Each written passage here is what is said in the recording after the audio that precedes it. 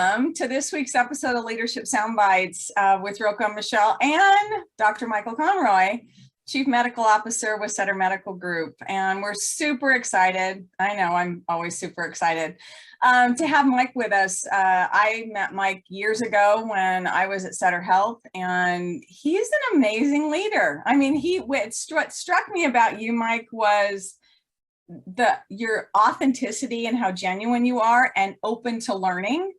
And that doesn't always go along with someone in leadership and maybe someone with an MD at the back of their name. So I appreciated who you were and how you were leading in the organization and continue. And you're just a freaking all around great guy. So yeah, we're your cheerleaders. So this morning, we are recording in the morning. It's pretty early because Mike's a doctor and you have to start early.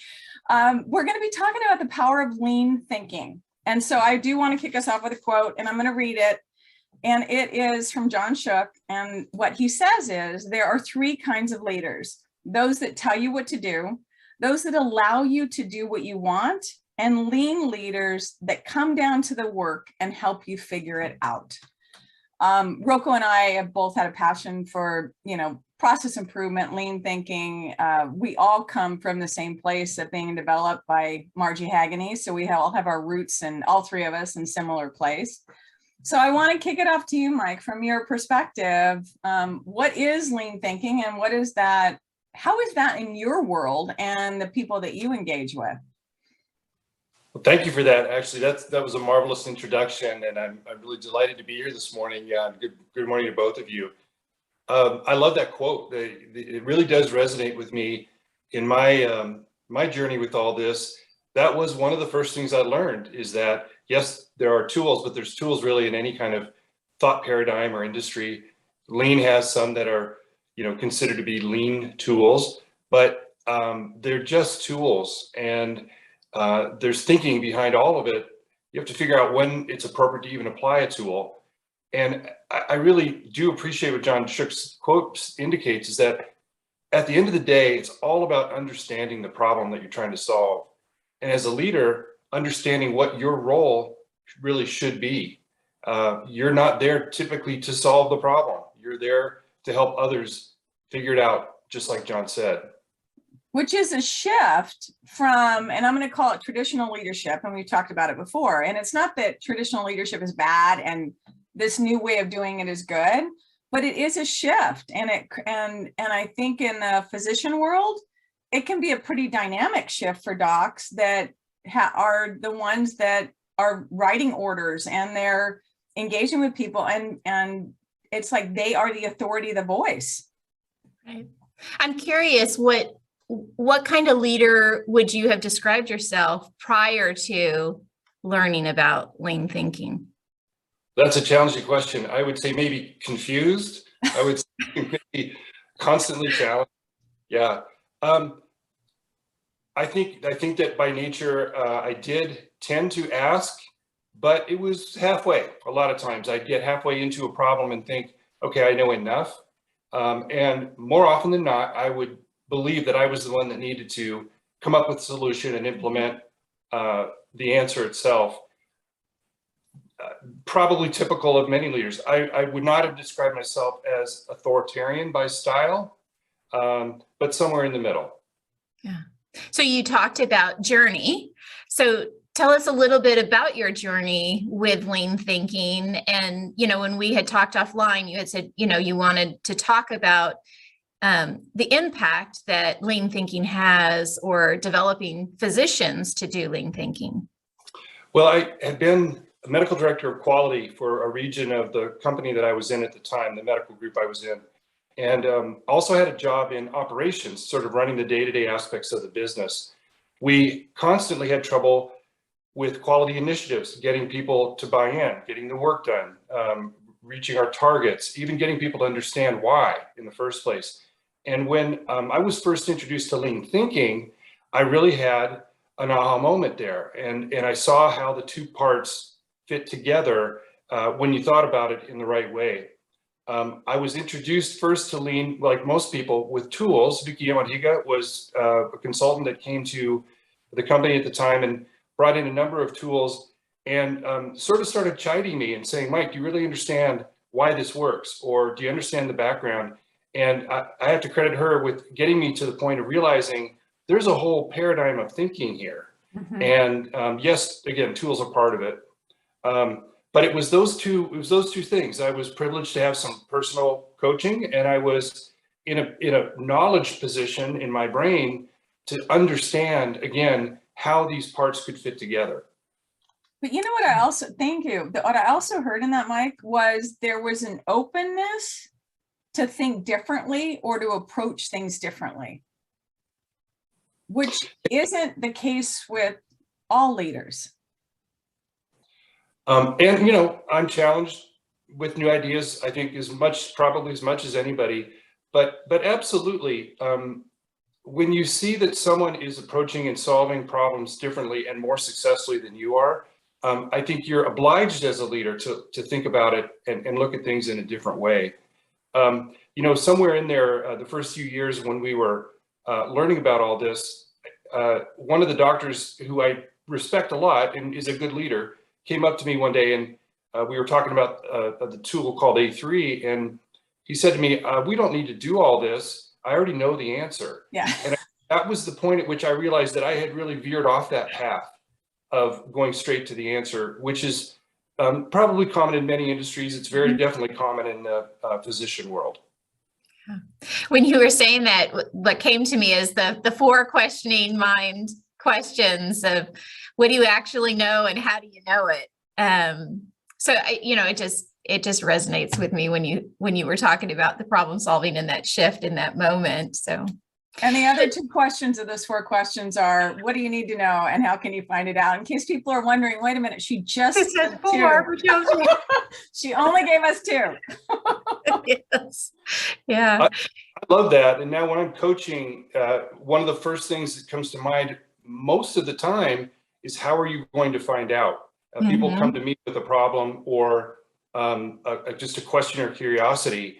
And it's interesting. Some people really struggle with the even how am I going to find this out part of it. And it's wonderful to see them start to do that spontaneously and say, oh, okay, this is how I got the information, and I think I understand now.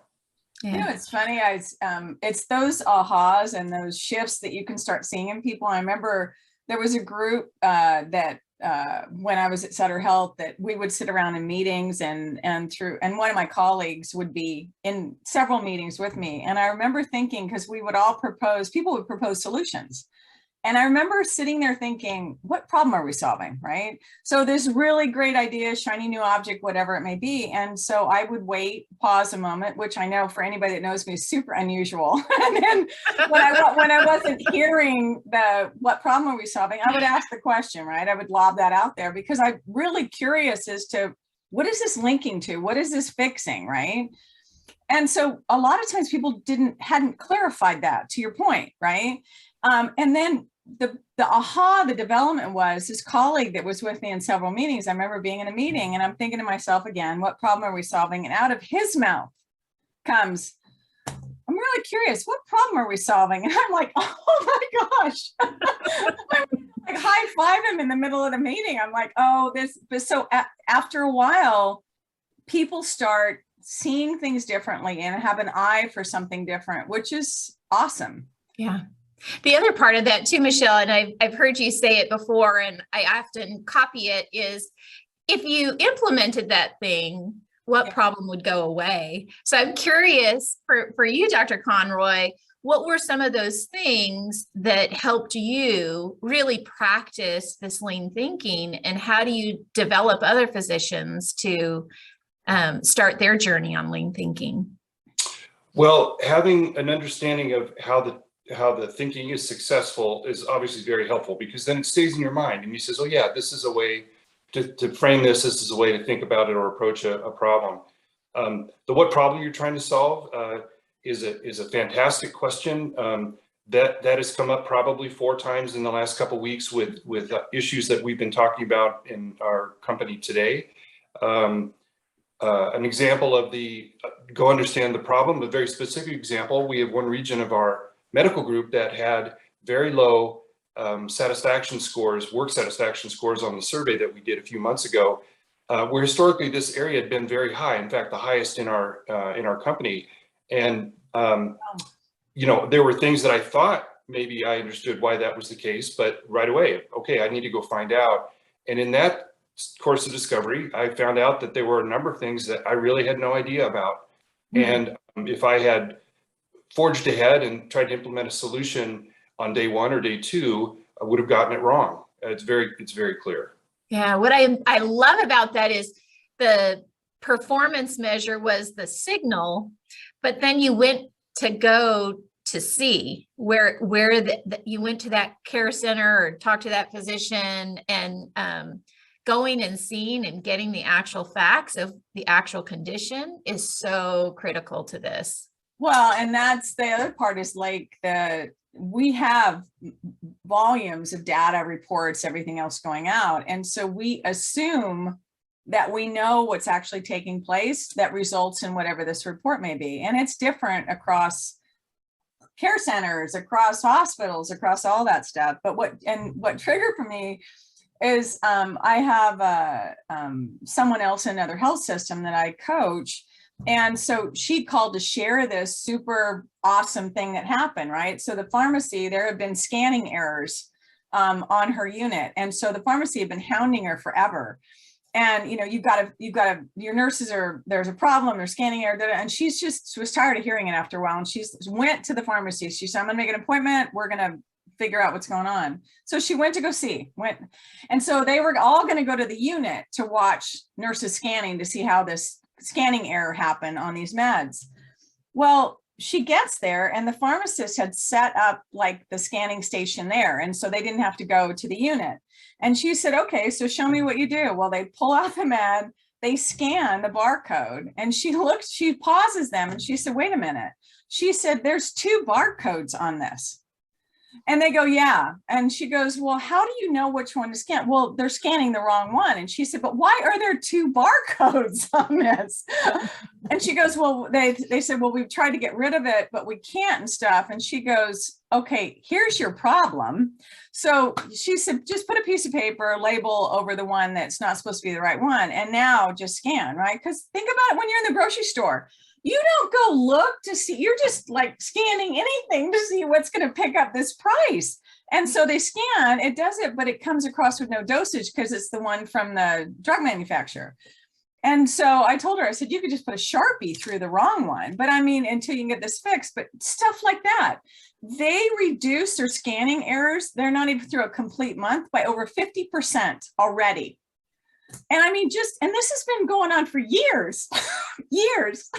I'm like, what? So it's the power, like you were talking, Mike, to just go understand and see what's actually happening. And it doesn't take that long. We tell ourselves it does, but it just doesn't take that long. It's powerful. Yeah. So Michelle, that last piece that you just said about time, I really want to know from Dr. Conroy, because a lot of times when we start on lean journeys, that's the first thing that comes up. I don't have time. So how did you create the time and space to go and see or to practice lean thinking? And how do you do that with your physicians too, that you're developing? That's a great question. And there's some testing involved, like in most things. You have to understand what's effective and what's not effective. If you work in a group like mine that has a large geography, for example, there's significant travel time. There's more than an hour of driving between 2 facilities, for example.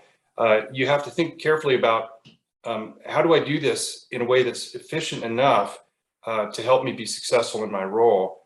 There's that part of it. There's also prep of the people that you're visiting. Michelle gave a great example. It's not uncommon when you're a more sort of senior leader in a group, just show up and have people a little intimidated or questioning the motive or fearful that you're there for non-positive reasons on their behalf.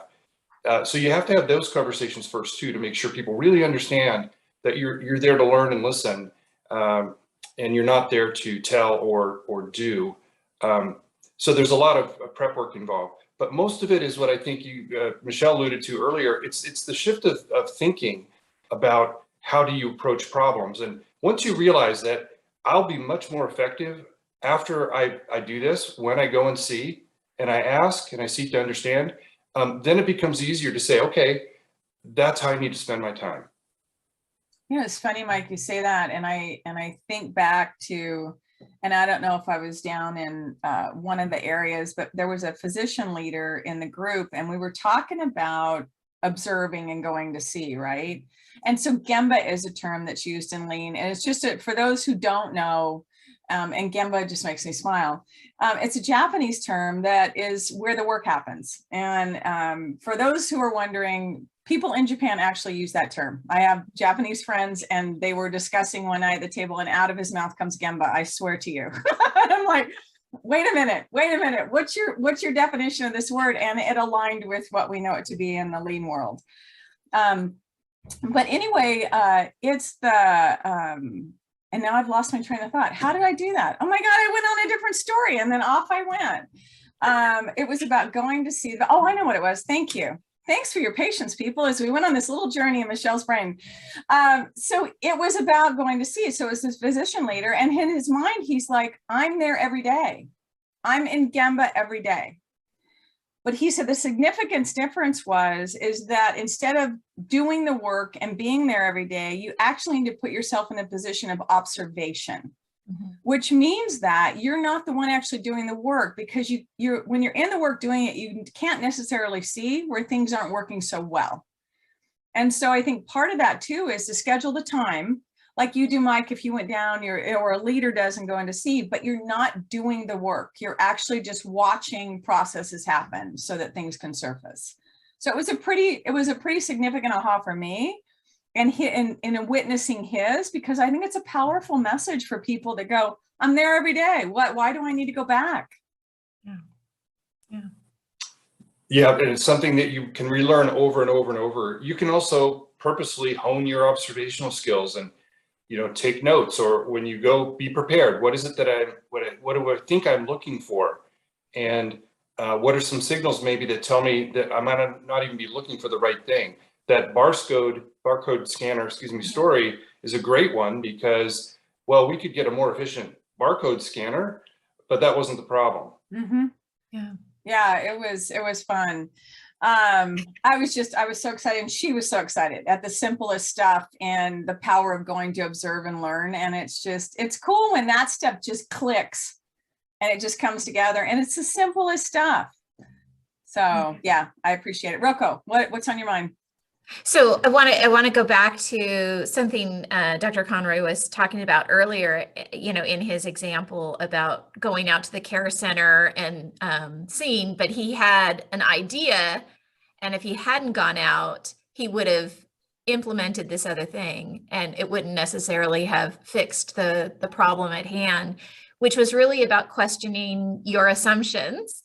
And so I'm just curious about that as well. So how do you develop your own thinking, or how do you get yourself, to question those assumptions, those unspoken assumptions? It starts with just having the open mind. You have to go in with the attitude that you don't understand, and you don't have the answer preformed when you go in. So again, you stay open to what you're seeing and learning.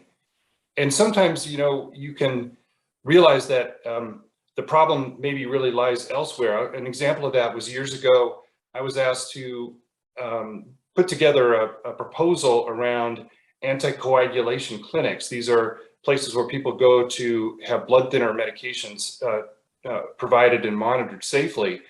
And there are many ways to do that. There are many different types of approach. There are different medicines. There are different types of healthcare professionals who can provide that kind of care. And the question was, well, we've got 4 or 5 different models of this care in our company. Tell me which is the best model. And so going through that process and understanding everything from cost to patient satisfaction to access and all the variables we think about, at the end of the day, I realized that it really wasn't about the mechanical parts of how do we deliver this care. There was a completely different question that needed to be answered as to the economic value to the company. That was not going to be answered by, oh, use this model and this staffing method, et cetera. And so it took a while to get there, but drilling down deeper and deeper and deeper, I realized that none of this other stuff I was doing really was going to have a value until the company answered a fundamental leadership question. Again, coming back to that, what is the problem you're trying to solve? But I wouldn't have realized that. And I would have, if I had been in a different leadership place, I would have said, well, we're just going to do this model because it's the most efficient staffing. And I, again, probably would have gotten the answer wrong. It's there's so much in this, and I know we could probably spend days unpacking. I mean, because it's been years of learning and developing and ahas. I know from my personal journey, Mike, I've watched you grow in the time that, you know, I've known you, and I've had the pleasure of chatting with you and picking your brain and suggesting different things, you know, as we've been in a, you know, help coaching kind of relationship. So this has been fun. Roko obviously is still has the pleasure of working with Mike, which is super awesome. This thing, what I want to do is kind of wrap us up today, because there's a lot that we can unpack. But what I want to find out from you, your perspective, Mike, if you can kick us off, is out of all this stuff, what's one thing that you'd like people to walk away with or to think differently about? The thinking applies in all parts of your life. One of the true values, I think, in my personal life about using this method of applying your sort of brain power to problem solving is that it often helps take some of the emotionality out of things that come at us every single day. You know, we get bad news. We see things that we don't understand, and it's easy to make assumptions about them. Well, if I take that approach that I use at work, when something that happens in other parts of my life, I can legitimately say, wait a second, before I invest emotionally in this, do I really even understand it? And let's start there. And it's been helpful in many different ways. Yeah, thank you. What comes to mind when you say that is when things happen, one of the questions for me is what changed?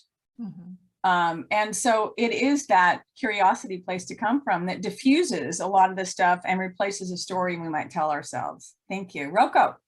Yeah, you hit it right on the nose, Michelle. I was thinking having that curiosity is key, and being open to other possibilities. And, you know, when you're going and seeing, you don't know what you'll learn. And so if you have that curious mind, you're likely to learn something about the problem you're trying to solve, or at least uncover that you had some assumptions that weren't necessarily correct. And it'll lead you down a path of getting to the right problem and the right solution for that problem. So yeah, curiosity is definitely it for me. Yeah, thank you. I think the thing that I want to leave people with is the word lean is charged for a lot of people. I mean, they're going to go the other way because it's so tightly associated with manufacturing. And so I think the thing that I want people to consider is, because I'm not the person that leads with tools at all, is that emphasis on the thinking, and it is a difference in the thinking and the problem solving ability. And to your point, Mike, the openness, the curiosity, Roko. And so what I would say is give it and you a chance to have different outcomes, to engage with people differently, because it is about the thinking. So anyway, I so appreciate your time, Mike. Roko, I always enjoy time with you. So my partner in crime here. Yes. So this week's episode of Leadership Soundbites, the power of lean thinking. Like, share, subscribe. Let us know what you want to hear about. And until next time, thank you. Thank you. Thank you, Michelle. Thank you, Roko. Thanks, Mike.